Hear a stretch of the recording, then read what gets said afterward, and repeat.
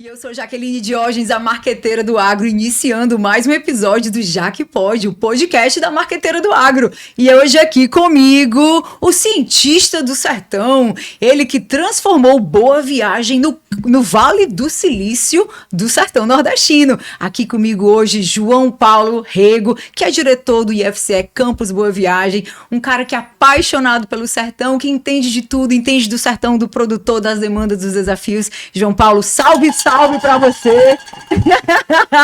Muito obrigada. E mais uma vez aqui com a gente, Diego Trindade, que já é um parceiro nosso. Muito bem-vindo, meninos. Tô feliz demais com a presença de vocês. E João Paulo, a gente tem já assim um chamego, né? Desde que eu fui a Boa Viagem, passei a admirar muito mais o seu trabalho. E você é um desses que dá orgulho de conhecer. É um agente de transformação do sertão. Muito obrigada. Já que eu que agradeço o convite, eu digo que você não convida, você convoca. Então, o seu pedido era assim, para estar aqui. Eu saio lá do sertão central do Ceará, na minha querida Boa Viagem, do meu querido Quixeramobim. Estou aqui na beira da praia para a gente conversar um pouco, né? Show! Então, muito obrigada. Muito obrigada, Diego. Então vamos falar de PEC Nordeste, que começa essa semana, na quinta-feira, dia 5, vem com muitas novidades, é a maior edição de todos os tempos, batendo todos os recordes, e João Paulo vai falar muito de soluções tecnológicas voltadas para o semiárido. E aí, o que temos? Vamos ter muita novidade. Primeiro, agradecer à equipe maravilhosa do Campus Boa Viagem, lembrando que eu sou apenas um representante de todos os pesquisadores que compõem o Centro de Inovação e Difusão de Tecnologias para o Semiárido, que para mim, depois da inauguração do campus do IFCE, foi talvez a maior conquista de toda aquela região.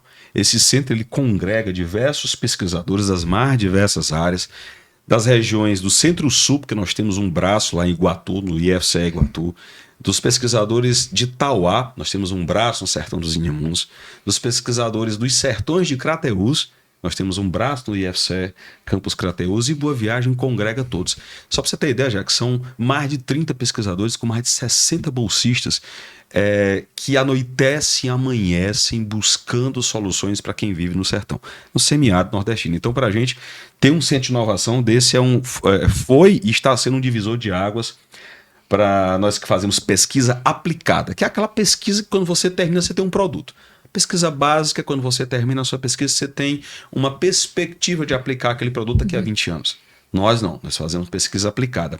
E em nome de toda essa equipe que compõe o Instituto Federal do Ceará, Campus Boa Viagem, o Centro de Inovação, é que nós nos reunimos, vamos dar um show no PEC Nordeste. Aí combinou com a Jaque, quando vocês vão estar lá? Vamos estar lá logo no primeiro dia, um stand lá em parceria com o Sebrae, grande parceiro de toda hora.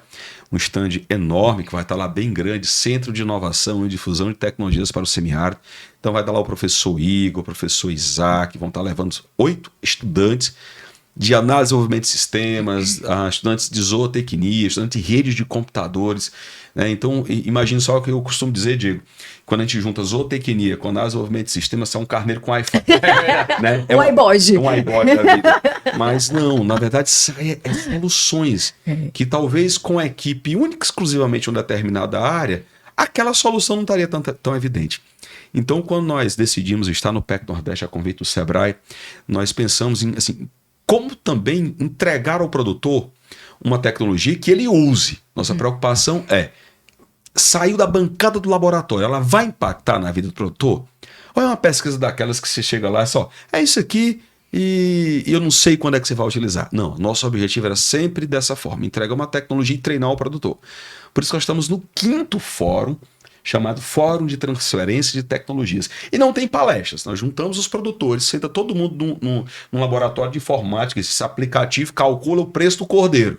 Como é que eu faço? Vem cá, insere isso. Esse aplicativo rastreia a qualidade do leite. Peraí, me dá teu celular, deixa eu botar o aplicativo no teu celular, tu vai abrir ele e vai fazer as mensurações do leite, da qualidade do leite. Então, nossa preocupação é exatamente entregar uma tecnologia que ela fosse utilizável e utilizada na hora, sem aquela a dependência desse centro avançado. Então, lá no nosso stand, lá no PEC Nordeste, vão ter bastante tecnologias que envolvem leite, envolve gestão ambiental, vai envolver aí gestão de vários sistemas de ovinos e caprinos, a exemplo do iBody, vai ter o sistema do leite do futuro, que está pronto também para entregar essa qualidade, não só para o produtor, mas também para o laticínio. Então vamos ter esse sistema de gestão e muito treinamento. A ideia é que durante o PEC nós possamos chamar o produtor, senta aqui, está aqui o aplicativo, coloca no teu telefone, no teu smartphone, e você vai poder já, a partir daquele momento, utilizar essas ferramentas que já estão online, já estão à disposição. Quais ferramentas você mais indica assim para o produtor que vai estar lá? Vamos lá, primeiro desafio, ovinocultura, caprinocultura. Quando eu vou criar ovinos, e olha, nós estamos num estado que produz bastante, nós temos a capital do carneiro no estado do Ceará, que é Tauá. Ceará produz 96% do rebanho nacional, né? Então, assim, se concentra muito aqui. Nós somos o quarto maior, né, rebanho do Brasil. E qual é a grande dificuldade? Produção. Eu consigo entregar um cordeiro. Se eu for numa loja aqui, numa steakhouse de Fortaleza, eu consigo comer um cordeiro cearense? Consegue? É uma pergunta complicada. Você que vai a gente comer sabe... com certeza um cordeiro argentino, uruguaio ou neozelandês. Mas se for no carneiro do Ordões, dá certo. É isso que eu estou falando. Lá né? mesmo você vai comer um carneiro argentino, uruguaio ou neozelandês. Mas por que eu não vou comer um carneiro do estado do Ceará? Apesar de nós termos esse rebanho gigantesco, representativo nacionalmente, esse rebanho está pulverizado em todas as regiões do Ceará. Isso era uma pergunta grande que a gente fazia aqui, na época que a gente tinha frigorífico. Sim. Que eu via que muita gente comprava, né, o carneiro, cordeiro, o ovino, né? Aí a gente perguntava, vamos comprar, então vamos trazer do Nordeste? Não, vai vir tudo da Argentina ou do Uruguai. Não vinha nada do Nordeste. E é muita quantidade. E por que eu sempre perguntei isso. Então, imagine só. Você tem um frigorífico que quer abater 100 animais por semana. Qual é a região do estado do Ceará capaz de fornecer 100 cordeiros? Ou no primeiro mês fornece até 100, no segundo 100. Mas no terceiro já começa a bater matrizes, porque o sistema não está organizado a ponto de ter uma organização, uma estação de monta, uma estação de parição, um sistema de terminação eficiente economicamente. Então esse é um problema da ovinocultura aqui, um problema genuinamente nosso, está sentado nos nossos colos. Eu como técnico, como zootecnista, me cobro muito isso. Então vamos lá. Como é que eu planejo a criação de ovinos e caprinos? Já como é que eu coloco lá? Eu quero começar com 200 matrizes e eu quero no 5º ano ter um crescimento aí de 20% e eu quero entregar 30 cordeiros por semana, por exemplo. Como é que eu faço essa conta, né? Então, um dos aplicativos que vamos entregar lá no PEC Nordeste é o Gestão PEC. O Gestão PEC, o Planeja PEC, é um sistema, é um software, né? Tá lá no celular, um aplicativo que você deseja o que você quer e onde quer chegar. Quantas fêmeas, quantos reprodutores, e quando você joga os índices, ele calcula a quantidade de animais que você vai ter no decorrer do tempo, a quantidade de comida que você precisa guardar e qual a receita prevista para aquela quantidade de animais. Então já é um aplicativo que já estima para onde você vai em determinado período. Então é um negócio fantástico. Aliado a isso, faça uma pergunta a todo produtor. Quanto custa 1 quilo de cordeiro? Eu sei o quanto eu vendo. Na verdade, quem define é o próprio mercado. Mas quanto custa? Qual é o valor? Eu pago quanto para criar ter 1 quilo de cordeiro vivo ou 1 quilo de carcaça? Não se sabe. É muito difícil calcular esse custo. Então nós juntamos a turma lá do IFCE, da economia rural, da forragicultura e pastagem, da administração rural e produzimos também um aplicativo que está disponível lá na plataforma Cidits na internet, em que você calcula os custos, você alimenta ela. Tem tantos animais, eu tenho um motobomba, eu tenho uma máquina, uma picadora de alimentos, eu tenho uma mini fábrica de ração, eu comprei a soja por quanto? Comprei o milho por tanto e vou produzir tantos cordeiros. Na hora que você coloca, ele gera já todo o custo. Quanto mais informações você coloca, melhor sai a informação. Então, esse sistema associado ao Planeja PEC, ele vai dar o custo por quilo de cordeiro terminado em confinamento ou quilo de carcaça desse cordeiro. Você escolhe as duas. Então, para mim, é um divisor de águas também. Pela primeira vez, você vai ter um sistema capaz de te dizer quanto você está gastando. Com certeza. E aí você vai atrás do preço. Porque aí, se não for assim, você vai dizer assim, o mercado hoje está pagando R$10 o quilo vivo. Mas nas nossas análises, onde nós passamos lá, o quilo vivo era 12, 11,50, ou seja, o mercado já não pagava aquele valor. E como é que se descobre isso? Da pior forma. Quando você paga para trabalhar e abandona a atividade.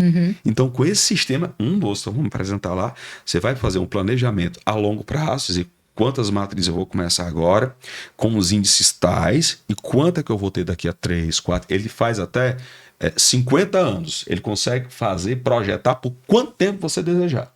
E o melhor de tudo, em cada ano ele vai dizer quanto é que você tem que guardar para cada categoria de forragem.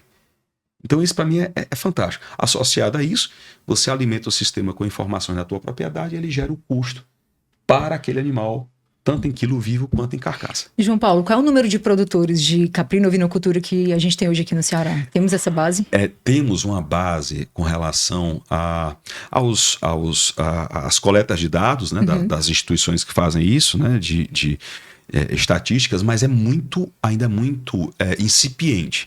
Em especial porque quem cria ovino e caprino, geralmente ele está na segunda ou terceira atividade pecuária.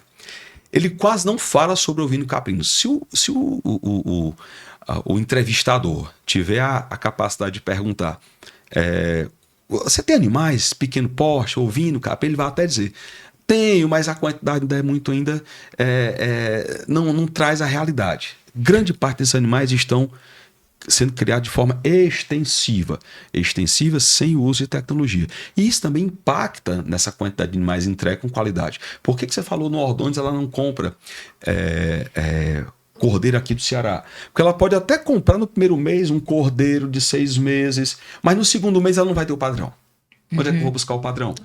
Nesses países que já têm costume de exportar. Então essa quantidade de animais, também a quantidade de propriedades que exploram esses animais, tem uma pulverização capaz de todo mundo ter, mas ninguém conseguir entregar com constância ao mercado aquele animal de qualidade. Ou seja, com 3 milímetros de gordura na carcaça, um animal jovem. Em algum momento vai vir um animal velho, descarte junto com esses animais. Por isso que a gente não consegue ainda tocar uma cadeia produtiva de forma eficiente, com todos os elos muito bem definidos. Até semana passada, o secretário Silvio, eu estive falando com ele, ele foi para uma visita em São Paulo, num frigorífico de abate halal, porque eu acho que o Grupo Vicunha está querendo trazer um frigorífico de ovinos. Vai ter até uma palestra sobre esse tipo de implementação que provavelmente deve acontecer. Vai ter no PEC Nordeste, né? Uma das palestras top. E vai ser um desafio, muito porque grande. Ele não vai encontrar. Não tem, a verdade é essa, não vai encontrar. É um desafio, nós somos técnicos, é uma responsabilidade nossa, tá? Todas as vezes que eu falo, a ovinocultura e a caprinocultura no estado do Ceará já teve o seu apogeu, mas diante dos programas implementados há muitos anos atrás, essa pulverização ela foi estimulada. Isso não é bom. Não é bom em especial porque não temos uma essência também cooperativista. Quando eu não tenho quantidade, eu posso me juntar com outro e formar um quantitativo importante. Então, assim, estimular cooperativismo, buscar estratégia de compra em conjunto, compras, né, com associações, isso não é muito incipiente aqui no estado do Ceará. Aí, quando você junta isso com esses dados da ovinocultura, dessa pulverização, das criações um pouco mais extensivas, você se depara com um grande desafio técnico da porteira para dentro, porque aí vem guardar alimento, vermifugação integrada, estação. Eu costumo dizer, se o ovinocultor do estado do Ceará conseguisse fazer estação de monta e vermifugação integrada, seriam 2 tecnologias que iriam revolucionar quem criou ovino e caprino. Porque você faz planejamento, você entrega animais, entendeu? Então, assim, nós precisamos fomentar isso como técnicos e, em especial, a capacidade de se cooperar. Ainda é inexistente aqui, ou muito incipiente. Ô, João Paulo, assim, você deu todo um panorama da cadeia da ovinocaprinocultura, e agora a minha pergunta estamos nos organizando, a cadeia está fomentando, está se profissionalizando, está se tecnificando, tem aplicativo bom para isso. Como é que está a aderência dos produtores? E outra, o repasse dessa tecnologia, como é que é feito, quem se interessar, como é que vai fazer? Porque tem esse planejamento da porteira para fora dessa capilarização, né? Então, como é que o IFCE planeja a adesão dessa tecnologia? Nós temos nos deparado com uma verdadeira heterogeneidade dos sistemas, que também me dá uma heterogeneidade da resposta que você acabou de me perguntar, a resposta do produtor a esse tipo de tecnologia. Pois bem, Eu tenho um produtor extremamente organizado que está preocupado com a comercialização e ele diz assim, eu tenho um cordeiro até 6 meses de idade para entregar, mas o mercado não paga. Ah, mas não paga por quê? Não, porque no meu município eu preciso ter um selo de inspeção municipal funcionando. Eu ainda não tenho, então entrava. Eu encontro produtor que ele diz assim, olha, eu estou com todas as minhas matrizes soltas, mas eu sei fazer estação de monta, eu sei fazer a refogação integrada, eu sei produzir um cordeiro. Na hora que tiver o dinheiro me pagando, eu começo. Então esse cara está lá na estatística com muitos animais, mas não está produzindo nada e porventura no final do ano junta aquele grupo de animais e vende em feiras, né? E tem produtores que sequer sabem guardar alimentos. Ou seja, são produtores que eu consigo chegar lá e dizer, rapaz, você sabe o que é uma fenação, o que é uma silagem? Não sei. Então vamos começar trabalhando, né? Então, quando o CIDITES foi criado, o Centro de Inovação e Difusão de Tecnologias para o Semiado, e foi atuar lá na Rota do Cordeiro, que é um programa do Ministério da Integração e Desenvolvimento Regional, nós encontramos essa faixa de produtores. Então, nós trabalhamos com o diagnóstico, primeiro, qual é o quantitativo de produtores que precisam de formação? Está aqui. Qual é a quantitativo de produtores que precisam de comercialização? Está aqui. Quem é um quantitativo de produtores que precisa? Aí, comercialização, marketing do produto, marca e agregação de valor. Então, olha a dinâmica que nós encontramos dentro do setor produtivo. E aí já mostra o quanto essa cadeia está heterogênea. Então, nós temos hoje produtor, desde fazendo uma manta de cordeiro, que é tão famosa, cortes especializados com paleta, carré, fraldinha, costela em tiras, T-bone, French rack, e aí vai. E eu tenho produtores ainda abatendo na famosa moita, que não tem um abatedouro inspecionado, vendendo o animal em quarto dianteiro e quarto traseiro. Então, Jaque, ela é uma cadeia muito desafiadora nesse sentido, e eu, como pesquisador da área, e os colegas também, nós atuamos, acredite, em todas essas vertentes. Então, o produtor lá de guardar comida, guardar silagem, guardar feno, ele está sendo treinado nesse momento agora para fazer isso. E é muito bom. E tem sido uma experiência fantástica quando a gente vê essas propriedades mudando da água para o vinho. João Paulo, são 100%? Não. Porque tem um negócio chamado vocação.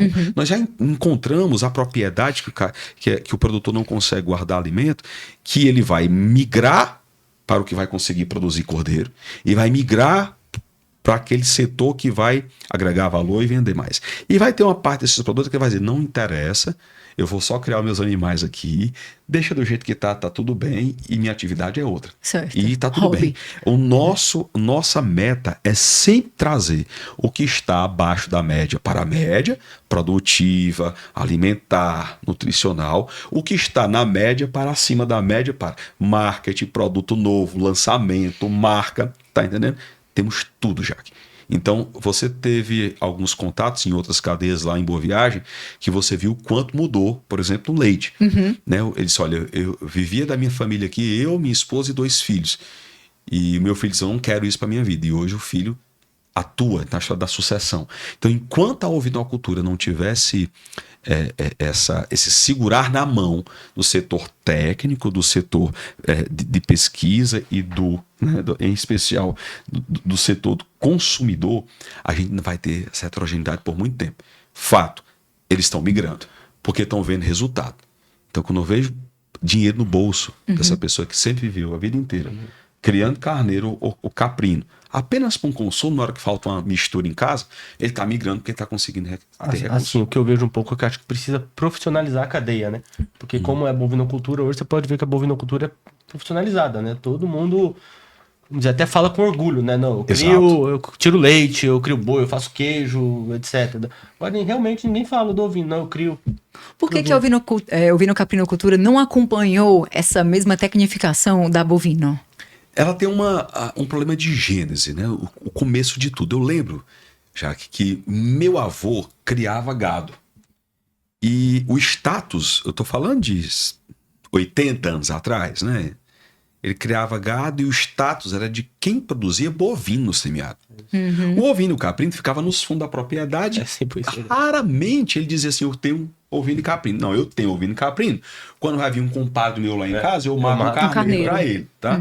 Então, há essa gênese aqui no semiado. Embora nós tenhamos os caprinos e os ovinos descendo das caravelas, lá na capitania São Vicente, entrando de sertão adentro, sofrendo a famosa seleção natural de Darwin, perdendo lã. Se pegar as ovelhas bordadeiras de Portugal, que deram origem às moradas novas e outras ovelhas aqui, perdendo a lã, diminuindo de tamanho, aumentando prolificidade e sobrevivência. Então, desde essa época, esses animais entraram no sertão e foram fonte primordial de alimento.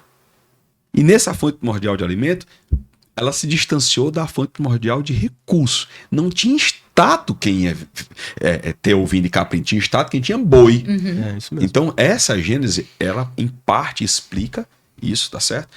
A outra, eu não tenho dúvidas que esse estímulo à criação de ovinos e caprinos de forma pulverizada dificulta muito o acesso a animais de qualidade. Como é que eu tenho 30 ovelhas e vou entregar 5 cordeiros por semana? Não vou fazer isso. E quando eu não tenho você, meu vizinho, que também cria as 50, a Jaque, que é a vizinha, que cria também as 50, a incapacidade de se cooperar vai ficar nisso. Então, o que está surgindo agora? Os grandes empreendimentos de grandes empresas que conseguem ver, rapaz, a ovinocultura tem potencial. Espaço e potencial, eu vou lá e invisto pesado, capital de giro. Quando é que eu vou ter condições de olhar para um produtor e dizer assim, invista, vamos lá comprar tantas matrizes, qual é a raça materna ideal? Né? Ou será que eu ainda vou ter exposições em que quem está na exposição troca figurinha entre eles, mas que a genética que estaria na exposição não desce para o comercial? Imagine só uma pirâmide, tá? O topo da pirâmide tá quem deveria fazer melhoramento genético. O meio da pirâmide é como se fosse um multiplicador, ou seja, eu pego quem está fazendo melhoramento genético e multiplico esses animais. O meio da pirâmide joga para a base da pirâmide, que é o comercial. Grande quantitativo de animais. Essa é a pirâmide do melhoramento genético aplicado para o gado de corte, bovino de leite. Para o ovino e caprino, é como se fosse uma cabaça. Eu estou falando linguagem do sertão. O que é a cabaça? Uma cabeçona, que é quem faz melhoramento genético, quem está nas exposições. O meio da pirâmide é inexistente, como se fosse o gogó da cabaça. Por que é inexistente? Porque não tem quem multiplique. Sim. Ou muito pouco multiplica. E o restante da cabaça, aquela bundona, é o pobre do comercial louco para ir lá na cabeça e dizer assim, traz um melhoramento genético para cá, mas não tem acesso, porque um animal na exposição é muito caro. Então, essa é a configuração da ovinocultura. Da caprinocultura é muito, inclusive, diferente se eu for para o leite.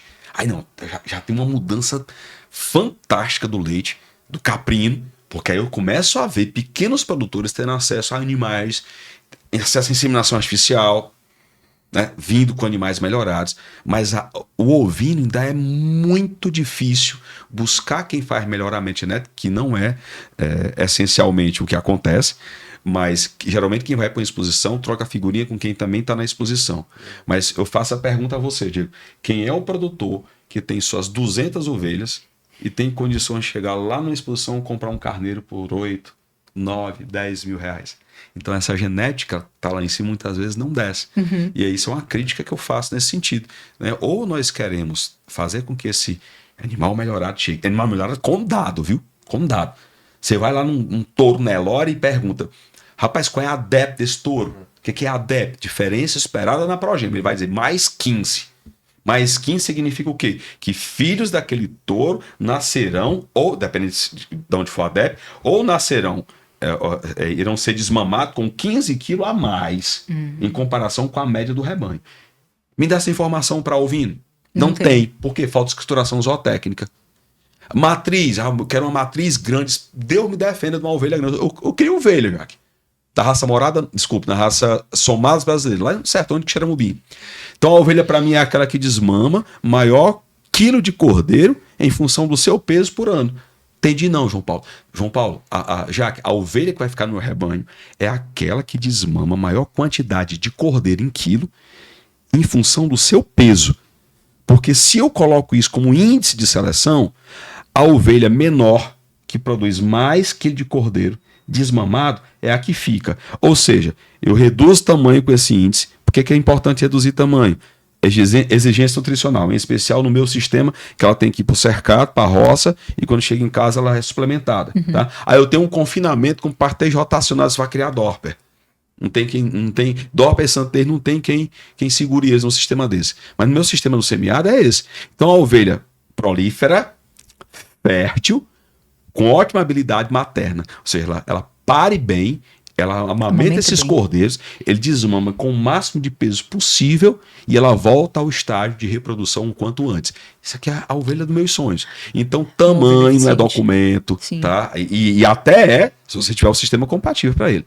Então, assim, essas informações, Jaque, muitas vezes não chegam no produtor, elas são desacreditadas porque foi uma herança desse meu avô, desse meu pai, desse meu bisavô. Não, eu sempre criei assim. E dessa forma eu acredito que dá certo. E a gente não dá. Né? Vamos medir. Eu estou falando de uma tecnologia extraordinária, de ponta, chamada caneta e papel. Anota quem pariu, quem não pariu. Eu vou fazer um churrasco, eu mato quem. Né? E quem tá com uma tecnologia dessa que você falou mais ou menos parecida é o pessoal lá da Embrapa de Sobral, né? Eles vão fazer até um leilão agora, acho que daqui pro fim do ano, eu não lembro certinho o dia. Eles falaram que vão fazer um leilão de uma nova tecnologia no ovino que eles estão tendo pro semiárido. Eu não me recordo certinho qual que é as características. A Embrapa é uma grande referência. E ele tem feito a Embrapa tem feito várias avaliações, inclusive genéticas, desse grupo de animais. Eles constantemente fazem leilões de animais, né? E é uma oportunidade para o produtor ter acesso a esse tipo de material genético. É uma grande dificuldade fazer anotações e saber quem é melhor, né?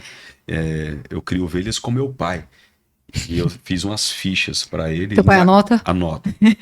Eu só quero data do nascimento e peso do cordeiro ao nascimento, porque quando for na desmama eu tô lá e faço anotação. Mas é impressionante quando ele olha que é um caderno, né? Não estou falando nem do celular. Do Planeja PEC, nós vamos apresentar lá no PEC Nordeste, né? Ele diz, meu filho, essa ovelha aqui, todo ano, rapaz, é 2 cordeiros e de irmã morreu, não morreu nenhum. Depois, essa aqui é que vai ficar. Vamos, Paulo, essa daqui, vamos matar qual? Lá em casa ninguém mata fêmea, né? Mas quando eu cheguei lá um dia desse, ele tava com a fêmea, né? Esse pai, vamos matar a fêmea? Vem cá, meu filho, pegou lá o caderninho, Essa aqui pariu, o cordeiro morreu. Eu dei a segunda chance a ela. Pariu, o cordeiro morreu. Mata. Ele quis dizer que faltou habilidade materna para cá, então tá certo, meu pai, traga a ovelha para cá que vamos comer ela hoje, né? Então essa é a dinâmica, né? E João Paulo, teu pai, ele é um exemplo dessa geração, né, que era muito autossuficiente no conhecimento. Como ele acredita no que a ciência está falando? Porque assim, é um caso clássico dentro de casa. E você, como professor, você consegue convencer o seu pai? O meu pai, ele sofreu o êxodo rural, ele foi embora para São Paulo, trabalhou em grandes indústrias lá na década de 60 e 70. Meu pai tem 70 anos hoje. E ele retorna para o sertão do Quixeramobim, né? Quando ele retorna, casa com minha mãe e diz, eu vou viver aqui, né? E sempre veio da agricultura de subsistência, comendo o que plantava, né? Quando eu me formei, na verdade até um pouco antes, fazendo o curso de zootecnia, ele já era muito atento. Meu pai tem a 4ª série porque não existia a 5ª na época, né? Ele não conseguiu estudar. Mas é aquele homem curioso. Eu digo que ele é o professor Pardal, é o mestre da gambiarra que funciona, sabe? Eu digo uma coisa para ele na hora já movimenta, já faz... Final de semana, há 2 semanas atrás, eu disse, pai, eu queria criar umas abelhas sem ferrão aqui. Esse que é a abelha? Essa jandaíra e o jati que o senhor tanto buscava. Disse, não existe mais não, isso já está em extinção. Isso tem, eu comprei 4. Comprou 4 caixas? 4 caixas. E aí eu cheguei e tinha feito um meliponário. Tá? Eu disse, olha, como é que é esse negócio? Não, foi o Luiz que fez. As prateleiras, tem que fazer assim uma casinha. E quando eu cheguei, estava feito. Então ele é muito curioso. Então eu usei essa curiosidade para isso. Nós começamos nas ovelhas, começamos a fazer estação de monta, vamos para a inseminação artificial, né? Voltamos para a estação de monta e começamos mais recentemente com as cabras leiteiras, né? Então ele hoje é um parceirão, além de ser amigo, é um grande parceiro. E o melhor, que eu acho mais legal dele, ele tem essa ânsia de passar o conhecimento. Então, não tem uma visita que vá lá em casa que ele não faça um momento de mostrar o que ele tem. Assim, olha, isso aqui mudou por causa de... Ah, você cria carneiro? Vem cá pra você ver como é que se faz. Olha, é assim. Então, às vezes eu chego na sexta-feira à tarde em casa, ele tá com 2, 3 produtores, meio que dando uma aula sobre o que ele... Aprendeu. Rapaz, você não separa seu carneiro, não? Suas ovelhas vão parir em que época do ano? Você nem sabe. Porra, aqui a gente sabe. Como é que é o nome dele? Seu Gessé Baia. Seu Gessé Baia, um cheiro pro senhor, e ele tá virando um agente multiplicador do conhecimento do cientista, né? Exatamente. E aí, quando você vai lá em alguns programas de TV aí, ele tá lá recebendo um grupo de mulheres falando de avicultura caipira. Tá? Virou um influencer. Um influencer. Avicultura caipira, cabra leiteira, né? E ovinocultura. Então ele tá sendo esse difusor. Vai para a associação comunitária, dá uma opinião, multiplica. Você tem ideia já que a gente tem umas áreas de forragem, e eu faço questão de sempre colocar essas áreas de forragem próximo à área de acesso, uma estrada importante entre distritos. Aí eu disse, pai, vamos testar uns capim lá, bora botar na estrada, que quem passar vai ver. Então, isso é muito legal, sabe, cara? E ele tem 70 anos, e assim nós fazemos. Quando eu termino de plantar o capim, ele diz, pega o saco e bota na estaca, que quem passar vai perguntar, que capim é esse? Aí o saco já tá lá para ele ver. Então, o difusor de tecnologias é muito importante, porque ele fala a língua da turma da idade dele, da turma que tem respeito por ele. Talvez eu... o professor João Paulo, ele fala as coisas que aprendeu no livro. E olha, eu ainda tenho na mão os calos da agricultura. Ainda consigo falar de tete a tete com o produtor e trazendo essas informações mais básicas. Mas é um desafio sempre, sempre. Muitas vezes ele está cansado de receber projetos e promessas. Ele precisa ver resultado em todas as áreas. Então, nós nos deparamos... Olha, só no leite, eu visitei 355 produtores em 31 tanques de resfriamento. E só no município de Boa Viagem, para implantar o leite do futuro, que é a terceira tecnologia que nós vamos mostrar lá, né? E eles disseram, professor, ninguém aguenta mais. O que você vai fazer aqui? Eu só venho monitorar o seu leite aqui. Esse para quê? Para você devolver o leite? Eu disse, não, eu vim aqui para lhe ajudar, porque se ele não tiver bom, e se for manejo, eu vou te ajudar. Mas se ele tiver bom e o laticínio disser que não vai receber, eu vou lá no laticínio e dizer, receba, porque está aqui a análise e eu confirmo. Então já foi um afago, vamos dizer assim, no setor. E hoje já, quando nós fazemos uma reunião do leite, não falta ninguém. A turma sabe que acredita no Centro de Inovação. Se eu falar em rota do leite também do Ministério, ele fica até meio assim. Não, quem está aqui é o Centro de Inovação através da rota do leite. Então eles vão lá, comparecem, perguntam. O exemplo que ocorreu agora, há 2 semanas atrás, do Fórum de Tecnologias para o Semiárido, foi um evento fantástico. Estavam lá em peso, discutindo o que era mais importante para o setor, e eu fico muito feliz porque houve um chamamento e foi respondido esse chamamento, tá entendendo? É muito feliz, eu sou muito feliz, em especial quando eu vejo um campus desse, cravado no semiárido. Atuante, né? E o melhor, o pessoal passa, você vai passando na 020, você vê aquela construção enorme, né? Isso que é isso aqui? Eu digo, olha, todo mundo que entrar aqui nesse auditório, for pela primeira vez, eu chamo para um café na minha sala. É patrimônio do povo do Ceará, é patrimônio da região. Vocês têm que saber que isso daqui já é pago com o imposto de vocês. E aí essa relação construída no longo desses últimos 9 anos fez com que o Campus Boa Viagem tivesse essa credibilidade. E é por isso que a gente junta tanto. E junta tanto produtor. 60 municípios, 1.456 partes já atendidas lá dentro do IFCE. Leite, mel, cordeiro e fruticultura. Economia circular, tecnologia da informação e comunicação, avicultura caipira. Então, biodiversidade são as rotas da integração nacional que nós atuamos. Merece até uma chocolhada de palmas, né? Ô, João Paulo, vai lá, Diego, fala. Qual tecnologia pro leite que você tá tendo? Vamos lá, outro grande desafio, cadeia produtiva do leite. Vamos falar de leite do futuro. Todo mundo tem uma vaca em casa, eu digo que é igual canteiro de coentro, cheiro verde. Você tem em casa, nem que seja 1 ou 2, e o leite, o diferencial dele, é que eu não preciso esperar um ciclo para receber. O carneiro precisa a ovelha parir, o cordeiro desmamar, você engordar e eu vender. Mas o leite, se eu ordeno uma vaca, a cada 10 dias eu tenho uma remuneração vinda de um tanque de resfriamento que também está capilarizado pelo Estado. Qual é o grande problema? Qualidade. Nós temos uma qualidade ainda aquém, né, do que nós podemos entregar. E por que essa qualidade é tão impactada? Exatamente porque todo mundo que tem uma vaca, ele quer entregar o excedente do leite Às vezes ele faz um próprio queijo, deixa para o consumo, mas quer entregar um excedente. E entrega nesse tanque. Mas entrega com um vizinho, com outro vizinho, com 15, com 20, com 30 produtores. Da Tem mesma quem forma, saiba. todos muito heterogêneos. E aí a minha vaca, com 12 dias de parida, eu sei que a gordura está muito baixa, não conseguiu ainda se estabelecer pós-parto de forma adequada, e eu coloquei aquele leite lá. E aquela gordura tá lá, era para ser 3,5%, 4% de gordura, caiu para 2,9%. E quando junta com outro, acaba tendo um volume de leite que é em torno de 2.000 litros de leite por cada tanque, tá certo? Numa qualidade abaixo. Quando eu faço CBT, contato bacteriana total, isso aí dá uma loucura. Por quê? Porque ele nasceu e se criou sabendo que o bezerro mama, chama-se apojo, né? Bezerro apoja, ele arreia o bezerro, ele ordenha a vaca e depois solta o bezerro para mamar de novo. Hoje não é mais possível fazer desse jeito, porque a moda da vaca de leite pegou. E eu não tenho mais uma vaca pé dura, eu tenho uma vaca no mínimo melhorada. É filho de um touro do vizinho que fez uma inseminação. Então são vacas de 15, 16 litros, né? E ela não permite mais um negócio desse. O que eu vejo é uma interação entre genética e o ambiente. Então é uma soma.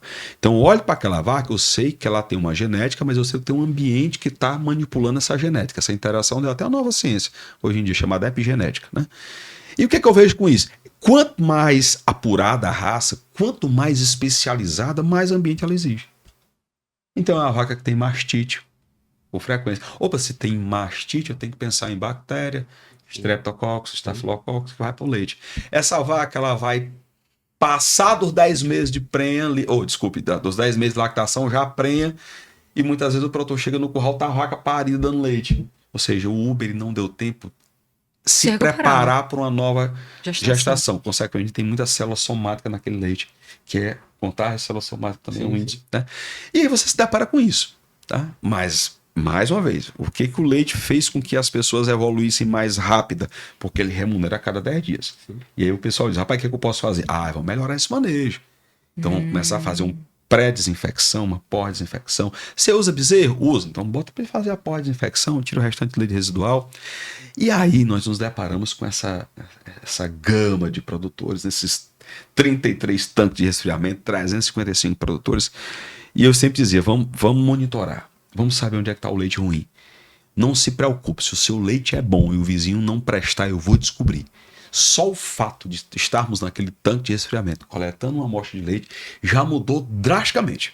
Obviamente que o programa Leite do Futuro, eu não chamo mais de projeto, é um programa que eu tenho muita esperança que ele se torne um programa estadual. E aí, governador, você está nos ouvindo aí, com certeza vai... na porta dele. Governador! Vamos encaminhar para isso, porque Boa Viagem já encaminhou. Além de monitorar a qualidade, então nós temos uma máquina de infravermelho que roda os tanques de resfriamento. Nós criamos um sistema que tem 3 plataformas. Primeira plataforma, o gerente do tanque. Então, o gerente do tanque tem um sisteminha salvo no celular dele. Jaque, quantos litros de leite tu botou hoje? 100. De quantas vacas, Jaque? De 10. Ficou algum leite em casa? Ficou. Quantos litros? 20. Tu usou esse leite para alguma coisa? Para fazer queijo? Tu mandou para já cai para mim na minha plataforma. Segunda plataforma, a minha plataforma. E aí eu consigo fazer isso em cada tanque. Tem alguma vaca para parir mês que vem? A Jaque vai dizer, tem. Quantas? 2. Tem alguma para secar, Jaque? Tem não. Se você faz a mesma resposta, eu já consigo prever qual é o tanque ou a rota que vai aumentar ou diminuir a produção de leite. A terceira interface é a do gerente do município, na Secretaria de Agricultura. Sim. Ele abre e ele tem a visão de todos os tanques em gráficos. E ele já vai dizer, quantos litros de leite produziu Boa Viagem? Tantos mil litros de leite. Qual é a rota que mais tem possibilidade de aumentar o leite? Opa, lá tem a quantidade de vaca que vai parir a cada 30 dias. A rota fulana de tal. Opa, então a hora de plantar, a hora do trator, os benefícios ou os programas que tem naquele município, ele direciona de forma adequada. Isso é gestão da informação. Então o Leite do Futuro juntou tudo isso, está sendo implantado em Boa Viagem, e aí tem um plus. Eu vou falar em leite A2? Já, sim. Então, o município de Boa Viagem é o primeiro município do Brasil a genotipar vacas para leite A2. 36% do rebanho de Boa Viagem já são vacas A2. E eu cheguei para o prefeito, Regis Carneiro, e disse, Regis, você tem hoje um diamante na sua mão. Mas não pode misturar, né? Esse é o- Não pode. Eu genotipei. O projeto era identificar. Já sei que tem. E o potencial é esse. E eu disse, vamos botar na merenda escolar? E ele disse, vamos. Vamos montar aqui uma usina, está em processo de... As plantas foram entregues. Então, o que ele vai fazer? Ele vai coletar esse leite somente A2. E aí, obviamente, nós temos os controles, né? Os testes rápidos. E ele vai inserir pela primeira vez, acho que no Brasil, o programa Leite A2 na merenda escolar. Então, nós estamos na fase de implantação. É um negócio fantástico. Então, além de dar essa plataforma de rastreamento da qualidade do leite, nós vamos dizer qual é o potencial de cada região no qual os tanques estão inseridos, qual daqueles tanques tem maior potencial de entregar leite A2. Uma vez genotipado, a prefeitura vai comprar com um valor diferenciado esse leite. E o produtor vai entregar esse leite nessa plataforma que vai beneficiar. Então, hoje, nesse momento, tá. A usina sendo implantada, já estão todos os equipamentos lá, a planta está sendo trabalhada pelos engenheiros da prefeitura e eu quero fazer esse teste piloto com Boa Viagem para ser espalhado Para ser no modelo Ceará pro- inteiro. Né? Então, o Leite do Futuro, atualmente, ele está em fase de implementação dentro do município, ou seja, ele deixou de ser uma ideia, virou uma tecnologia e agora ele está a serviço. Exatamente. E aí, uma vez que vocês consigam esse sucesso, porque eu acho que vai atingir, é muito bem arquitetado o aplicativo, aí ele vai ser capilarizado para o Ceará. É isso que nós desejamos. Que Certo. seja um programa entregue a qualquer prefeitura que assim deseje. Então nós temos todo o planejamento, qual a quantidade de equipamento, quais são a quantidade de técnicos envolvidos. Lembrando que a nossa central do Leite do Futuro é quem processa os dados. Tá? Então tem uma central, tem uma Dentro do IFCE. equipe do IFCE Boa Viagem. E aí se a Jaque é secretária de Agricultura daquele município, ele vai dizer, João Paulo, estou precisando dos dados tais. E a gente já coloca os dados à tua disposição. Então tem um dashboard, vou até te mostrar aqui alguns tanques de resfriamento. Você chega aqui em tanques, né? Vou achar um tanque aqui, sei lá, Fazenda Ponte. Então, já tenho aqui a qualidade do leite em tempo real. Sim. Gordura, solos não gordurosos, temperatura, em tempo real, isso aqui. Mas isso é fazenda? A fazenda ou Não, é do isso aqui tanque? é do tanque. E como, isso que eu ia perguntar, e como que eu vou saber, por exemplo, 10 produtores colocaram lá o 10 litros, um exemplo, são 100 litros do tanque, são 100 litros do tanque. Isso. 10 produtores colocaram 10 litros lá. Como que eu vou saber qual que é aquele que Ótima deu pergunta. problema? Essa máquina, a de infravermelho, a EcoMilk, ela roda todos os tanques num determinado período definido por nossa equipe, de 15 a 30 dias, tá? Então, como eu sei que esse leite não vai mudar drasticamente em termos de composição e vai mudar quando mudar a forragem ou mudar o manejo, então só o fato dela passar na minha plataforma, eu consigo acessar cada um de vocês. Para o tanque, ele vê todo mundo. Para o município, ele vê todos os tanques. Certo. Tá? Então, são dimensões diferentes. Então, eu consigo dizer, Jaque, teve um problema aqui no leite que a Jaqueline entregou. Eu consigo, rapaz, qual foi a última avaliação dela? Foi semana passada. O leite dela estava todo ok. Aconteceu alguma coisa? Aí aqui vai lá, João Paulo, foi tantas vacas paridas que aconteceu lá, eles colocou um novo leite lá. Mando o alerta. Dessas vacas recém-paridas, não encaminha, porque a gordura está muito baixa. Ou vamos melhorar o manejo alimentar. Então não é que eu tenho tempo real do produtor, eu tenho tempo real do tanque. E do produtor eu tenho em tempos determinados. Mudou a alimentação, eu consigo detectar. Por isso que essa máquina, ela é pressuposto básico para a prefeitura conseguir implantar e ela roda com um técnico da prefeitura nesse tempo determinado. Tem 10 tanques, ela roda a cada 15, 20 dias.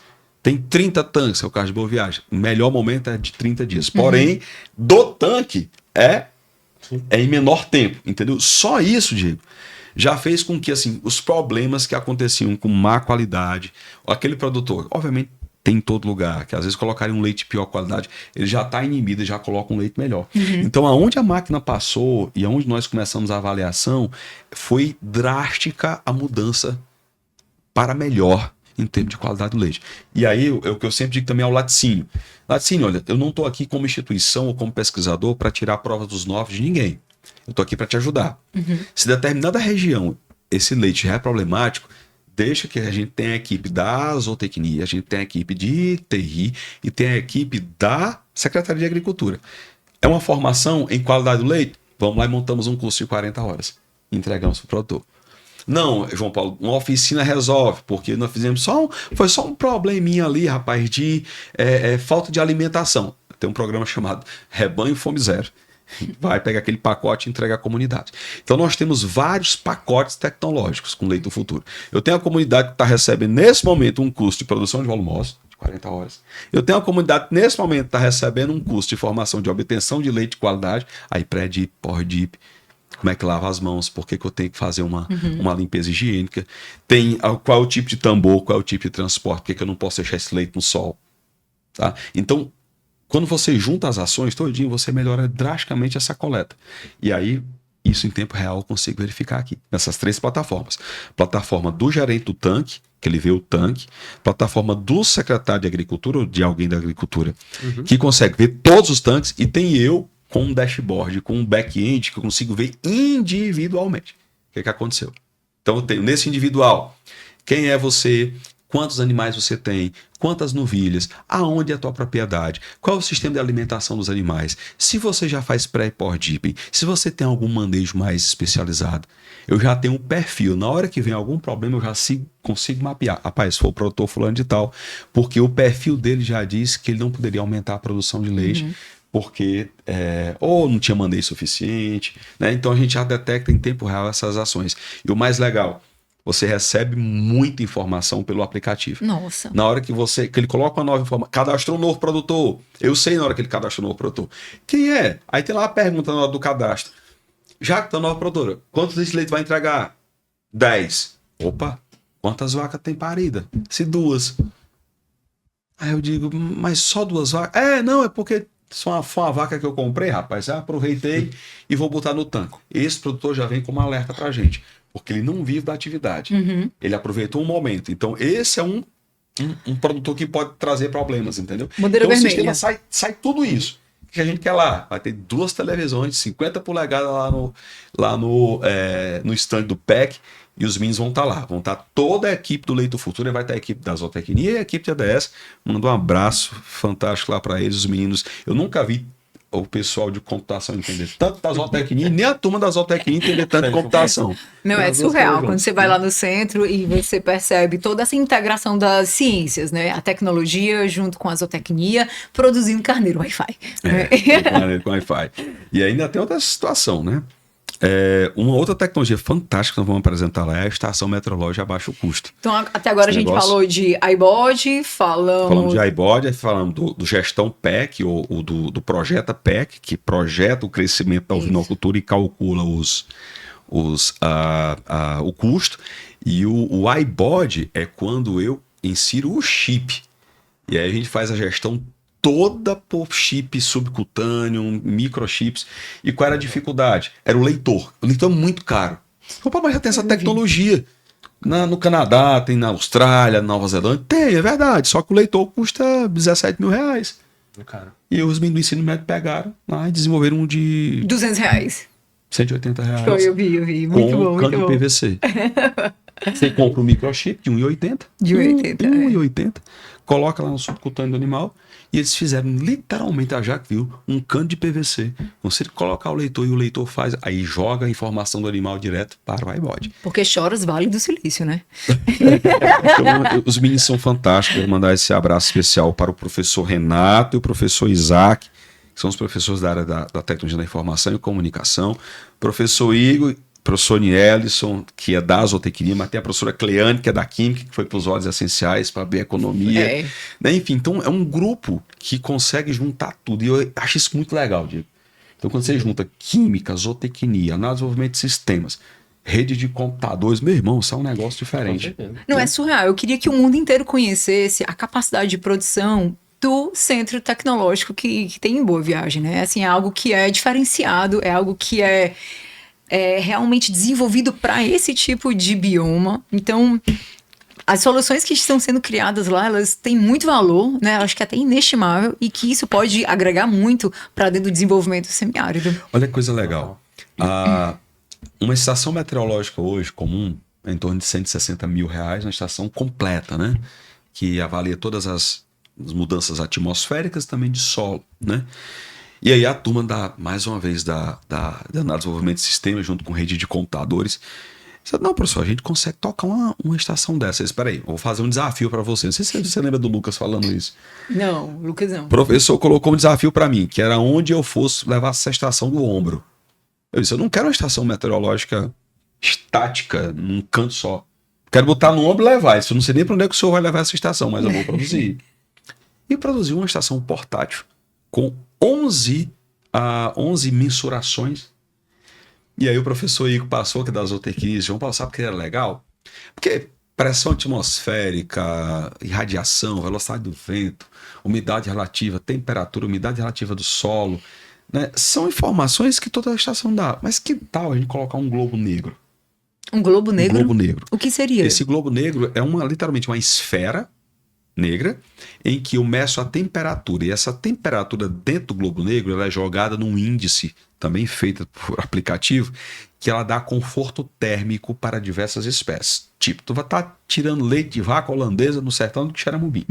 E tu quer saber se aquelas vacas estão sob conforto térmico ou não. Então tem um índice chamado Índice de Temperatura do Globo Negro, ITR, né? E você joga esse índice lá, você joga a temperatura do ar, temperatura do globo negro, a velocidade do vento, e ele calcula esse índice. Nós jogamos tudo no aplicativo, então tu bota aquela estação meteorológica, ele já dá o índice. Então, as vacas estão sob estresse térmico, aciona o ventilador e aciona a aspersão. Direto. Entendi. Ou não estão, tá num dia com temperatura de, sei lá, 30 graus, mas aí tá um vento danado e tá neblinando, sei lá, né? Então aquele conforto térmico tá melhorado. Ou está com 32 graus, deu uma chuva, a umidade foi para 80% e eu não consigo termorregular, né? Liga ventilador. Tudo automático. Automático. Então o Globo Negro ele consegue pegar essas informações lá da estação meteorológica, já joga nesse cálculo e já lhe dá automaticamente conforto térmico. E aí tem para ovino, tem para bovino de leite. Então essa estação meteorológica vai ser apresentada também lá no PEC Nordeste, portátilzinha, com plaquinha solar, com bateria com autonomia, de você levar para o campo, levar perto de um curral e trazer essa informação. E qual o custo dela? Só para rebater os 180 mil. Em torno de R$ 2.700. Não tá caro, não. Nada. Mas não, porque é 160 mil. 160 mil uma. Essa tá 2 mil, tá muito barato. E, João Paulo, e como viabilizar isso para tantos produtores, tantas fazendas? Ótima pergunta. Então, todos esses projetos, eles são financiados pelo Ministério da Integração e Desenvolvimento Regional através das rotas da integração nacional. Nós implantamos esse centro em 2020. Pegamos uma pandemia de chapa, né? E aí viemos de lá nessa mesmo padrão. Diagnóstico, formação, identificação de possíveis negócios e entrega de tecnologia. Então hoje nós temos uma incubadora de empresas com 9 negócios incubados. Tá? Porque a associação era importante para a gente. Então tem um Cizinho incubado do leite, tem a Dani com Sabores do Agreste, que só produz produtos A2. Tem várias, Dona Dina, né, incubada da gente, né, da área do mel, enfim, né? Então, assim, nós estamos no momento do 4º ano do Centro de Inovação, o projeto era de 5, tá? Nossa meta agora é conseguir potencializar a entrega desses materiais. Nós temos a BioWeb, que é a Colmeia Inteligente, que tudo, faltava até falar dela, que também vai estar no PEC Nordeste. Vamos já falar dela. E o que eu quero? Entregar 500 colmeias dessas, 300 estações meteorológicas, aplicar o leite do futuro nos 180 municípios do Ceará, 180 municípios, os que tiverem vocação para o leite, obviamente. Né? Então, o nosso próximo passo é entrar com toda a energia, seja no governo do Estado, Secretaria de Desenvolvimento Agrário, que é parceira da gente, seja no SEBRAE, ou seja, pegando esses meninos e prototipando, dizendo assim, crie sua startup, que é o caso aí do Leite do Futuro, já tem uma startup sendo gestada, né, para entregar isso como ferramenta, e jogar no campo. Hoje estão prontas todas essas tecnologias que eu falei para você. O iBody, o Gestão PEC, a Estação Meteorológica, o Leite do Futuro, a BioWeb, estão todas prontas para serem entregues. Nós temos colmeia hoje em Boa Viagem, em Independência, em Crateús, e estamos negociando para colocar em Tauá. Tá pronto. Eu não vou comprar colmeia, eu vou comprar o cavalete com a tecnologia e o sistema desenvolvido. Então, hoje é o principal desafio, já é pegar todos esses protótipos e assim, um PEC Nordeste ele é muito importante, porque lá toda a comunidade que produz vai estar lá. Então, eu chamo uma FAEC da vida, se me ajude. tem que chegar ao governo do estado para dizer assim, em vez de botar aí milhões de reais em qualquer outro setor da pecuária para desenvolvimento, entrega os produtos que estão desenvolvidos. Mano, vamos lá, novamente. Nós temos uma parceria muito forte com a reitoria. O nosso reitor, o professor Valdir Menezes, é um cara que acredita muito nisso. Eu teve lá várias vezes e ele também é um embaixador no centro, onde vai, fala, escreve, coloca. Sem falar que o próprio ministério também, eu tive lá recentemente, e através do secretário executivo, Daniel, o próprio Joaquim, que é o coordenador das rotas da integração, de São Paulo, o próximo passo é esse. Então nós estamos prontos para entregar para o setor. Nós queremos aportar via políticas públicas, mas você, produtor, que está me ouvindo e quer colocar lá, está à disposição. Se for da Rota do Mel, vai estar à disposição. Assim como está à disposição o maior e mais bem equipado laboratório de bromatologia do Sertão Central e do estado do Ceará. Então o produtor chega lá com um saco de silagem, ele tem a silagem feita análise e entrega essa análise interpretada com a dieta para o animal que ele deseja. Isso não é trivial. Mas eu acho só, né, opinião minha é isso. Sim. Não deveria dar isso pro produtor, porque ele deveria ter, que seja R$1, mas alguma contrapartida. Eu quis dizer, desculpa, tá pronta. Não vai tá ter pronta, dado, né? O que eu disse assim, se o produtor que está na rota do leite está com dificuldade de saber o que tem numa silagem, nós temos um laboratório pronto para atendê-lo. Se ele for da rota do leite, ele vai receber a análise pronta, né? Você não é da rota do leite, mas você é um empresário que produz leite na região. Você vai lá e paga baixo custo, no valor de custo aquela análise. Está pronta. Nós não somos instituição de lucro. Mas aí hoje o laboratório está entregue à fundação que apoia o IFCE. Então você tem acesso, Diego. Assim como qualquer outra indústria tem acesso. Então, o que eu estou dizendo é que o produtor, além de entregar um papel com NDT, com fibra em detergente neutro, fibra em detergente ácido, lignina, proteína, ele vai dizer assim, isso aqui é aplicado, eu tenho uma dieta para uma vaca, do teu sistema, onde vai ter tantos quilos de soja, tantos quilos de milho, tantos... Esse aqui é o complemento, tem uma dieta pronta para ele. Então, isso também é um diferencial. Então, não é só entregar uma análise, é entregar uma análise interpretada, assim como a análise de solo, que está sendo agora feita pelo Instituto Federal Campus do Iguatu, onde tem a região de solos lá, a região que eles têm é um curso superior em engenharia agrícola e um laboratório especializado em solos. Nós aportamos recursos para lá e eles estão entregando análise de solo ao produtor. Da banana, em especial da fruticultura daquele centro-sul.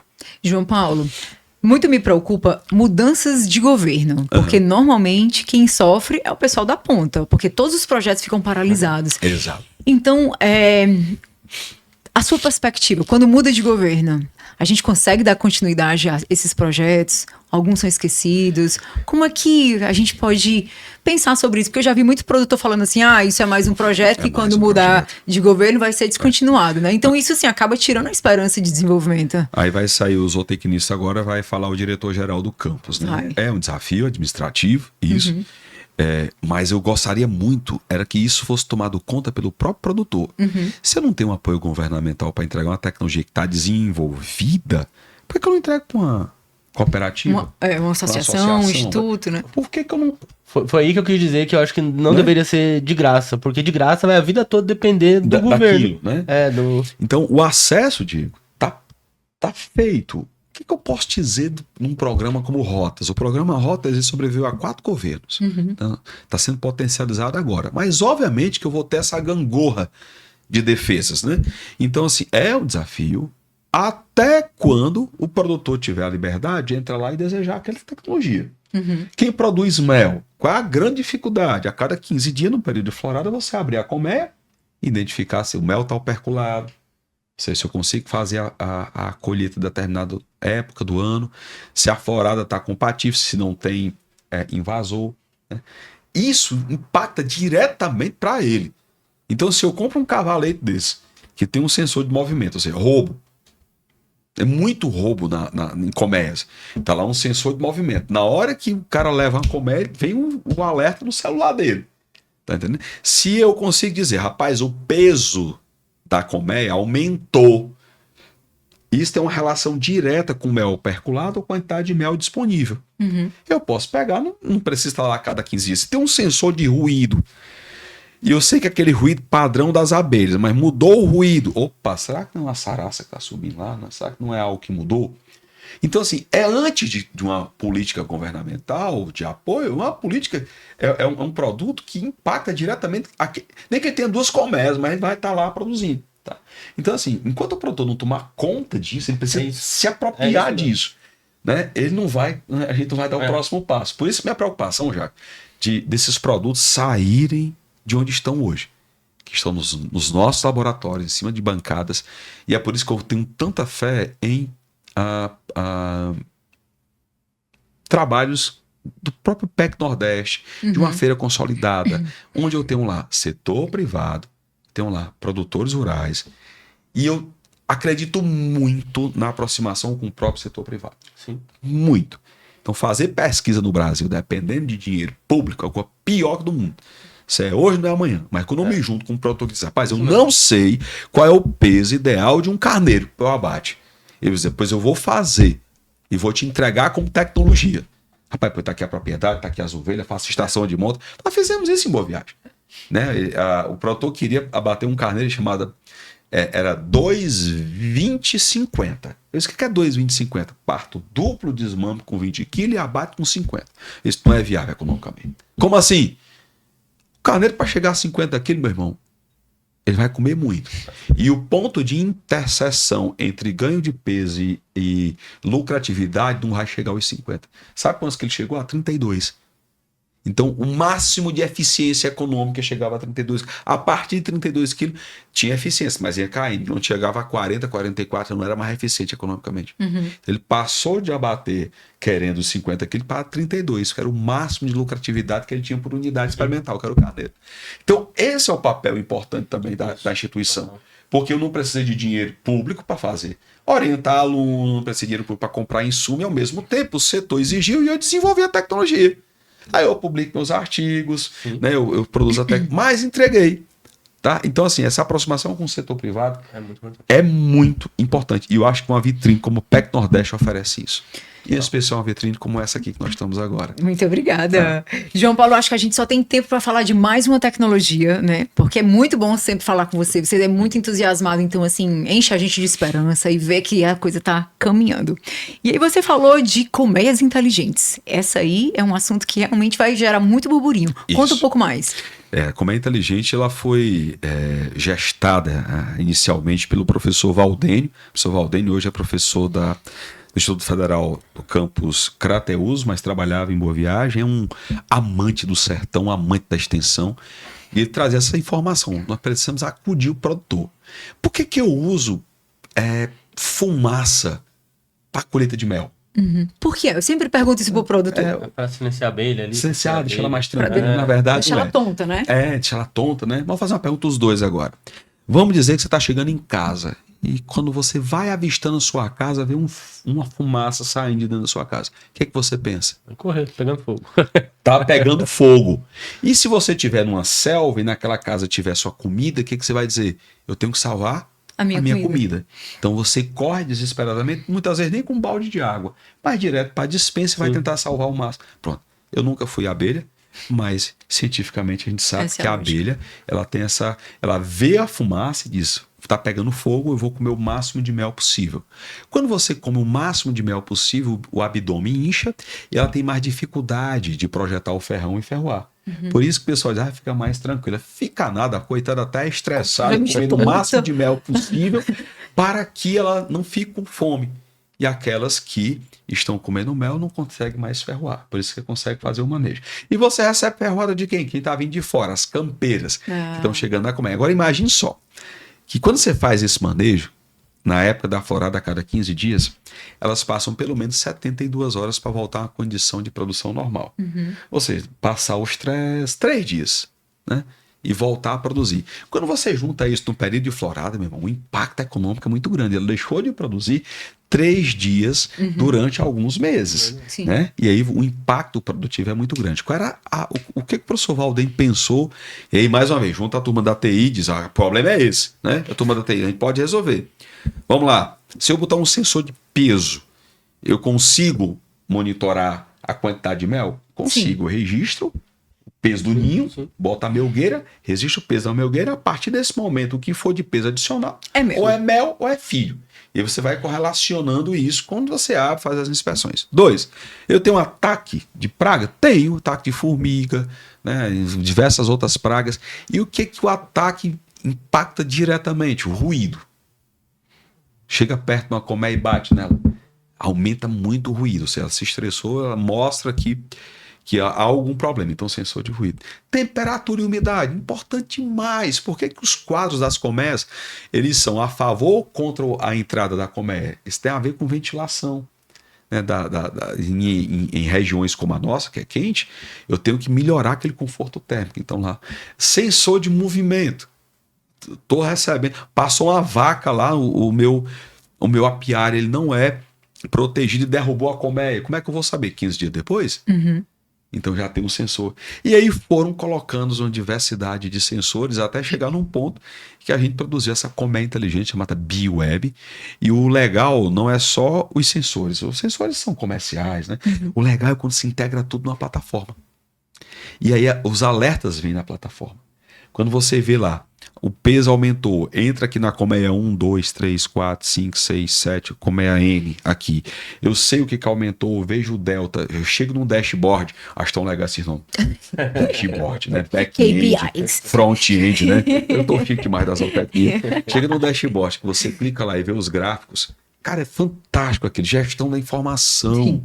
Então nós só pegamos isso, juntando com a turma e conseguimos fazer a gestão da informação. Então é um divisor de águas também. A BioWeb vai estar lá. É gestão de colmeia. Então. É gestão de colmeia, Certo. mas gestão das características que nós coletamos. Né? Sim. Então o que significa aumento ou diminuição do ruído? O que significa aumento ou diminuição da ventilação? O que significa o aumento ou diminuição do peso? Então, essas informações, a tecnologia, a pesquisa por trás disso. Então, a gestão da informação, a recepção... funciona offline? Funciona. Isso é muito legal, entendeu?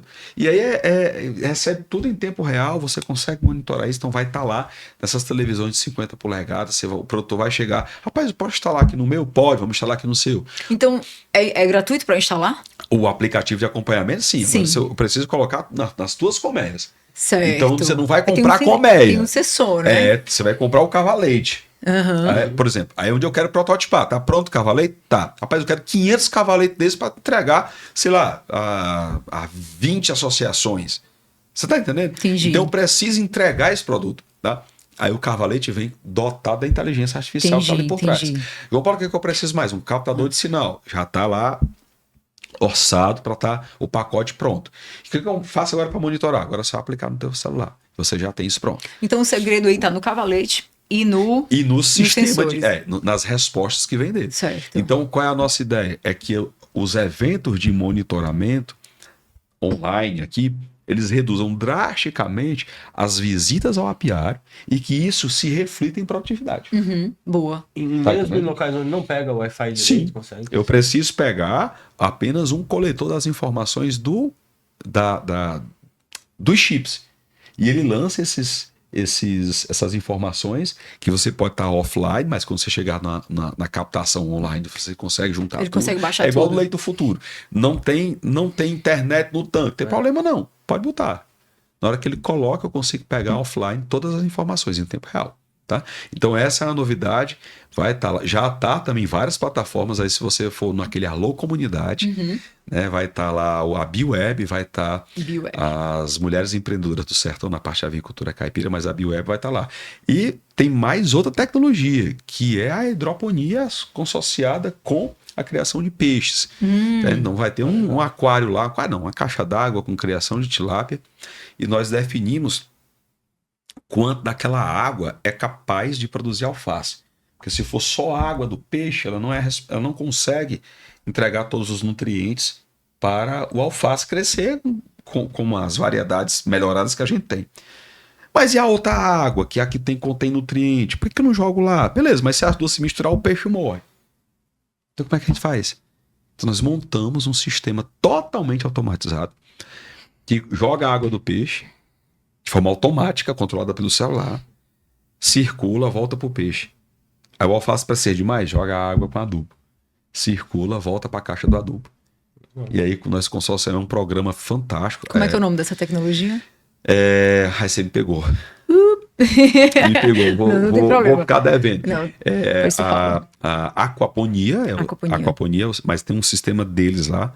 É uma parceria com o programa Cientista-Chefe da Agricultura. O professor Cláudio Ivan, da Universidade Federal do Ceará, tem hoje uma aluna de mestrado lá na Boa Viagem, desenvolvendo isso com o professor Ricardo Andrade, que é da engenheiro agrônomo da área aí de engenharia agrícola. E eles estão com as produções de alface, a coisa mais linda do mundo, toda automatizada. Tem hora que eu digo pro meu menino lá da ADS, rapaz, esse negócio tem parte com capiroto, só pode ter, porque abre e desliga, muda e não muda, né? Então é fantástico isso lá. Então vai também estar a Aquaponia disponível lá no PEC Nordeste. Já tô morrendo de vontade de ir para esse coisa PEC. demais, João Paulo. Eu fico assim encantada e ao mesmo tempo preocupada, porque tudo isso demanda tempo, né? Solução, viabilização, o momento de colocar isso tudo em prática. Será que os produtores vão aceitar? Enfim, tô louca para ver. Os óleos essenciais da Caatinga. Ai, meu Deus, vamos falar desses óleos, porque eles são especiais. Eu vi isso. Você viu a pessoa criando no laboratório? Como é que está o desenvolvimento agora? Eles foram apresentados aí no Fórum Tecnologias para o Semiárido, né? São os óleos que estão prontos para ser utilizados em qualquer atividade. Por exemplo, eu quero muito maturar queijo de cabra com eles. Tá? São óleos essenciais que eu quero colocar na biotecnologia de qualidade de sêmen. Eu quero criopreservar sêmen com esses óleos essenciais, entendeu? Porque são ricos em oxidantes, são ricos em terpenos, que podem melhorar muito a oxidação de células, né? Pode diminuir essa oxidação. E a professora Cleane é uma cientista da área da química, então ela se integrou ao Centro de Inovação e já isolou óleos da aroeira, do bamburral, do marmeleiro, com aplicações infinitas, desde um possível biocombustível até um biocosmético. Né? Então ela está aí se juntando com a dona Dina para que ela se produza um cosmético à base de óleo essencial, mel e própolis. É a coisa novidade que está vindo por aí. Então, assim, hoje a professora Cleane é uma grande pesquisadora da área, tem esses óleos essenciais que estão prontos. Outra preocupação, diz, olha, eu tive com o presidente da FAEC, né, o Amilcar, eu disse, Amilcar, nós precisamos desse apoio de vocês. Vamos jogar isso aqui nessa rede de cosméticos. Não tem o Aromas da Amazônia, né, e outros. Só não dava para ser Aromas da Caatinga, que pegava mal, né? Porque tem que ser um outro nome, né? Mas certão, né? Que legal. Se você vê a qualidade desses óleos, você fica imaginando uma aplicação biotecnológica gigantesca. Eu que sou tecnista da reprodução, imagino tecnologia de sêmen, né, criopreservação, mas a turma do queijo, aí veio a história do queijeiro na minha cabeça. Rapaz, eu tenho que jogar um óleo desse em cima de um queijo de leite de cabra para ver se a gente consegue dar um sabor especial. Então, a Cleane não vai estar por lá nessa exposição, mas é um negócio fantástico que pode... deve receber uma atenção especial. João Paulo, eu queria tanto conversar mais, mas assim, só mais uma pergunta. A gente está produzindo muita coisa, tem muita tecnologia envolvida, só que eu ainda sinto falta de comercialização em grande escala, né? Por exemplo, a dona Dina, eu tenho observado os movimentos dela, então tá tudo perfeito, mas falta ela vender mais cosméticos. Então o que a gente pode fazer? O que o governo pode ajudar para que a dona Dina venda mais os seus cosméticos e outras apicultoras se inspirem e passem também a fazer isso? É aquela história da escala, né? Que você esbarra muitas vezes na burocracia do próprio município para conseguir produzir algo, em especial vindo da agropecuária. Eu preciso de selos. Um selo de inspeção municipal funcionando, né? E aí a gente tem dado uma atenção especial, Jaque, para trazer essa consultoria, entregar informações. Amanhã eu vou estar recebendo a turma do Ministério do Desenvolvimento Agrário para falar disso, um projeto lá de Crateús de entrega de material para os selos de inspeção municipal. Olha, você falou um negócio interessante. Nós estamos vivenciando um momento de aumento dos preços dos alimentos e a gente tem um centro desse que está impactando direto a produção de alimentos no campo, no meio do semiárido. Então, por que não a gente consegue avançar com essas burocracias? Então, eu elenco como primeiro ponto a história do selo. Eu não consigo mandar uma garrafa de mel entre um município e outro se não tiver um selo de inspeção. Aí eu preciso falar do condomínio, do Codesul, que é o condomínio de prefeitos da região do Centro-Sul e Sertão Central, que eles fizeram um selo de inspeção municipal entre eles, Para poder fazer a comercialização. Entre eles. Massa. É algo que está projetando para fazer no Nordeste. Então, o professor Vauli tem levado essa ideia também. Então, por que a gente não faz entre os governadores do Nordeste um selo de inspeção estadual que possa... E aí, mais recentemente, nós temos o próprio CIF, que vai permitir, se você tiver um SIM, comercializar por um tempo determinado entre estados do país. Então, desafio para os amigos, prefeitos, gestores municipais, botar um SIM para funcionar. Qual é o grande problema? Muitas vezes não se sabe nem o que é o selo. Então, Boa Viagem está sendo pioneira nessa situação, porque houve, olha, o Sebrae fez uma atuação importante, a Secretaria de Agricultura uma atuação importante, o IFCE uma atuação importante, houve uma mudança na legislação, porque a legislação que criava o selo sequer permitia um avanço em termos de produção, teve que ser mudada. Então, quando você pega um poder legislativo, sabe, parceiro, poder executivo parceiro, a gente está conseguindo mudar, já foi publicada a lei. Entendi, lá, então que mudou um pouco a realidade do acesso. Aí vamos lá para a dona Dina. Como escalar? Eu não tenho recurso. Dona Dina tem um dia desses produzir esses comédios uma batedeira de bolo. Então, eu não tenho condições. Os financiamentos estão lá à disposição, mas Yara, eu consigo comprar um galpão? Então, são dilemas e ela está conseguindo vencer esses dilemas. Tá? Ela conseguiu já um apoio da prefeitura num galpão, está agora em busca da criação da compra dos maquinários. Eu tive uma agenda com ela, infelizmente não deu certo, recentemente aqui em Fortaleza, com a própria Secretaria de Desenvolvimento Econômico do Estado. E é tentar buscar de alguma forma esses apoios, Jaque. Quem é pequeno, ou ele vai para uma cooperativa, ou vai nadar nesse oceano sozinho. E nesse nado sozinho, nós precisamos lembrar do Sebrae, que tem dado um apoio sem precedentes a essas pessoas, a essas ideias. Esses 9 negócios incubados lá na incubadora, nós temos recebido uma atenção especialíssima do Sebrae, em especial da região do Sertão Central, através do Cleverson. Nós fizemos no dia 3 de maio, dia do zootecnista, a primeira Feira do Empreendedor de Boa Viagem. Foi um sucesso em praça pública. Uma multidão de gente, uma multidão de empreendedores, os 9 negócios lá do campus sendo demonstrado lá em praça pública. Então é um divisor de águas. Então o Sebrae tem feito isso, porque aí você junta poder público, junta consumidor, junta o empreendedor e diz: o que nós podemos fazer? Vamos tocar isso juntos. E a gente, como instituição de pesquisa, de inovação, de extensão, tentando dar esse suporte. O que você quer produzir? Por que no Centro de Inovação e Difusão de Tecnologias do Semiárido nós colocamos um edital de pesquisa para produzir um aplicativo desse que melhora a vida do produtor, de entrega, olha, daqui você pode tocar. É chegar para a dona Dina e dizer: vamos produzir um cosmético com esses óleos essenciais? Está aqui. Só não tem um laboratório de química, mas eu tenho um laboratório de química. E até incentivar outras mulheres, então, né? Assim, em outras mulheres. A avicultura caipira é outro passo importantíssimo. Nós não temos a rota da avicultura caipira aqui no estado do Ceará, mas nós estamos na 4ª turma de mulheres empreendedoras do sertão em avicultura caipira. E foi nos colocado um desafio pelo professor Igor, coordenador do Centro de Inovação. Nós vamos criar essa cooperativa de mulheres, porque só está faltando elas mesmo para dar jeito nesse sertão. É verdade. Tá? Você vai ver se não vai sair.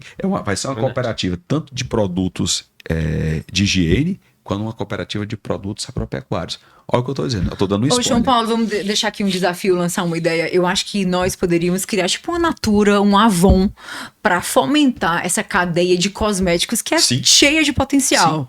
Né? E aí era uma maneira de escalar toda essa produção, de dar visibilidade a uma empreendedora como a Dina, porque eles precisam de uma vitrine, eles precisam de uma rede toda capilarizada, comercial, onde tenha venda de porta a porta. Então, assim, tem essa parte que eu fico sentindo falta e eu não vejo que vai acontecer. E aí, talvez, muitos empreendedores morram na praia por falta dessa etapa, né? Que é um comercial, assim, robusto.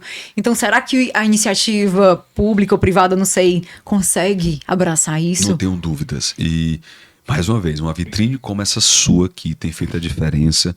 O PEC Nordeste tem dado a voz a tantos produtores, aquele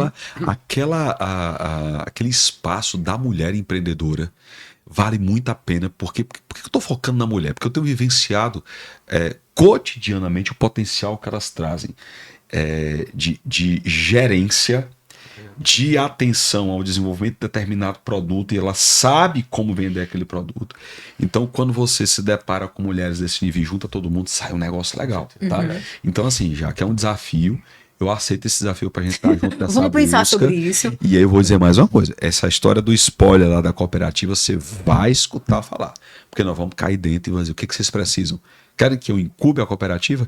Vem para dentro do IFCE, tá aqui nas biqueiras de vocês, como diz meu pai. E aí vocês conseguem tocar isso aqui. Não tem sala de reuniões, é a minha. Não tem uma cadeira, tá aqui uma cadeira. Não tem um computador, tá aqui um computador. Eu acho que no paralelo, a gente também aqui no Ceará precisa fomentar muito a ideia do cooperativismo, né? O Diego sempre fala que já que lá no Sul isso é bem mais fomentado, aqui no Ceará ainda está precisando mais nascer esse senso de cooperativismo, né? Compra coletiva, venda de forma adequada, agregação de valor. Nós vamos agora para uma missão capitaneada pelo Sebrae e pelo Codesul, na Mega Leite, lá em Minas Gerais. Nós vamos visitar lá a essência do Cicobi, né, daquela cooperativa de crédito, que nasceu em São Roque de Minas de uma necessidade extrema do povo. Então, nós vamos lá, vamos estar com os produtores rurais e eu vou estar participando dessa missão, por isso que eu não vou estar no PEC Nordeste, vou estar em Rondônia a partir de quarta-feira, fazendo um trabalho também era outro tema linha. Bom de bioeconomia, mas o João Paulo volta aqui de novo para falar desse tema. Prometo, sim. Porque é coisa demais que esse homem tem para falar. E aí vamos ver se a gente consegue fazer com que nasça nesse sertão, sabe, Diego, essa ideia. É fazer das fraquezas forças. É fazer... Se todo sertanejo é tão forte, por que não faz um forte ao redor da cooperativa, né? Eu acho que vocês estão certinhos. Como é com as mulheres, já que os homens não estão jogando? Tem que ser com elas, porque eu digo que mulher... Tem razão. É igual tá lá na contracapa do meu livro. É como se fosse uma chuva no sertão, quando você espera tanto brotar daquele verde, que acontece uma verdadeira metamorfose. Aquela esperança plantada, ela tem que ser colocada em prática pelas pessoas que estão inseridas no problema. E se o homem, que era o detentor era o comandante de tudo nos sertões, hoje eu vejo a mulher, tá certo, como essa protagonista. E aí a gente diz assim, né? O zoar da biqueira desperta, o quebrar da barra chegando, pela resta o sol vai entrando, na cuia o tinido começa.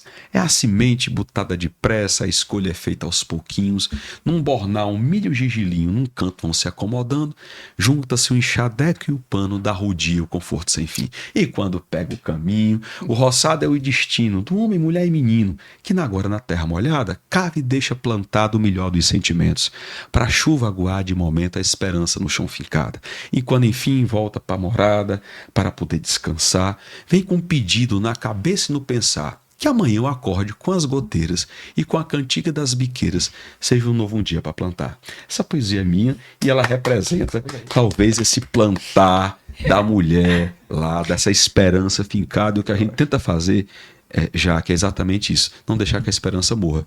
E é por isso que é tão importante estar aqui com vocês, estar falando um pouco dessas tecnologias, em especial quando eu dou as costas para o mar, que era sinônimo de desenvolvimento, e pela primeira vez eu olho para o sertão com essa mudança de olhar.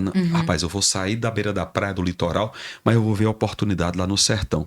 Porque tanta gente está voltando. E a gente está tentando fazer a sucessão, fazer com que a turma consiga produzir novamente. Desenvolver o interior do Ceará. E tirar aquele estigma de dizer assim, o agricultor, o produtor de leite do sertão, do semiárido, é miserável, porque não tem gerado riqueza. A gente tem trabalhado com esses jovens, tem visto de perto essa esperança plantada. Eu desejo que isso aconteça em breve, João tá Paulo, bom? você é sensacional, assim, muito obrigada. Só admiração por você, pelo seu trabalho. Você é um agente de transformação de verdade, um cientista, um apaixonado, um poeta, um produtor rural. Então você reúne todas essas características que ajudam os outros que estão olhando a ver.